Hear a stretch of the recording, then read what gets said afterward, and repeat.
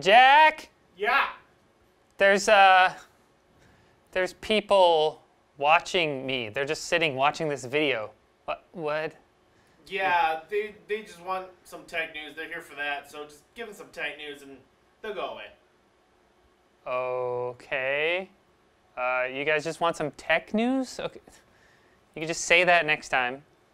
Instead of just like staring. It's weird to have prolonged eye contact. Stop!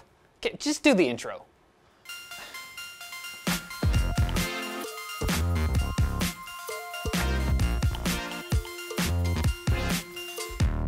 After announcing the first Intel Optane SSDs with 3D XPoint technology aimed for the enterprise last week, today the company took the wraps off of its first consumer-oriented Optane memory.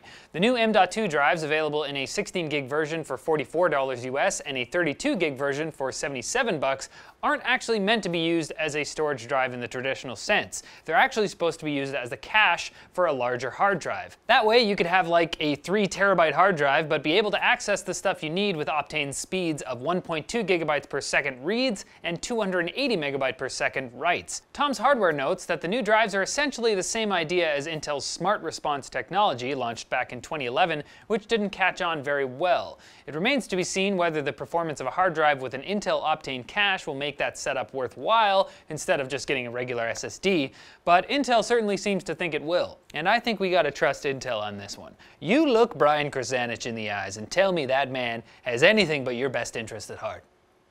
He's a lovely man. AMD's rumored upcoming high-end desktop CPUs have gotten some more backing evidence. Software Sandra benchmarks have popped up showing what appears to be a 12-core Ryzen CPU. This new chip would be joining its higher-end 16-core brother on the dual-socket X399 platform. In addition, a post on the AMD subreddit showed block diagrams for the X399 chipset, which could support the Ryzen 4700 CPU, and a single-socket X390 chipset that would support the Ryzen 2400 CPU, whatever those are.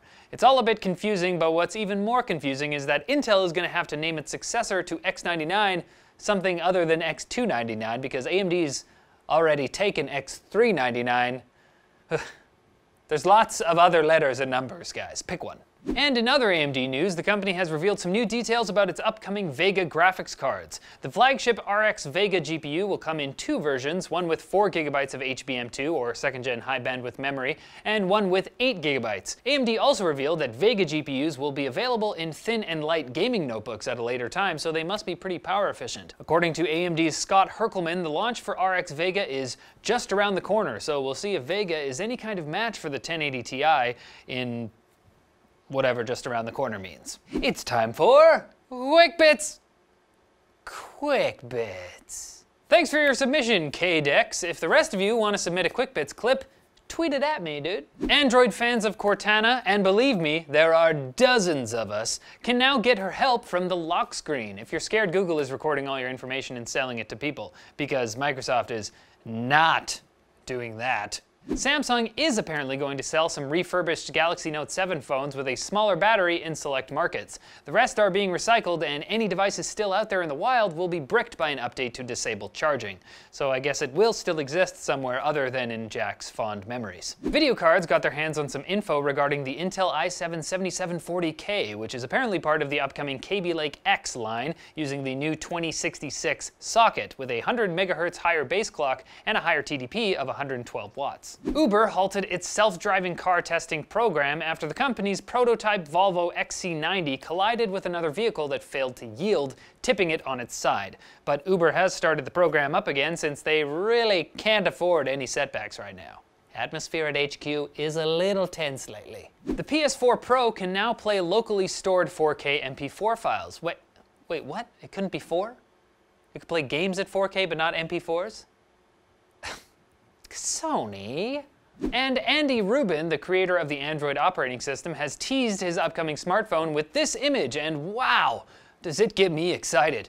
Is that a rectangular LCD screen? This is like Apple-level innovation here. Sources for all of today's news stories can be found in the NCIX forum post linked in the description. Where else? This is my attempt at a middle part. Fact: bears eat beets. Bears beets. Battlestar Galactica.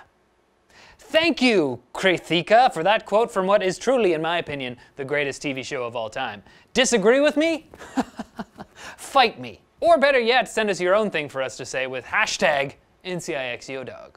Guys, it behooves me to let you know about the various ways you can win stuff from NCIX. For example, this month we're giving out the G-Skill MX780 gaming mouse as our Fans with Benefits prize.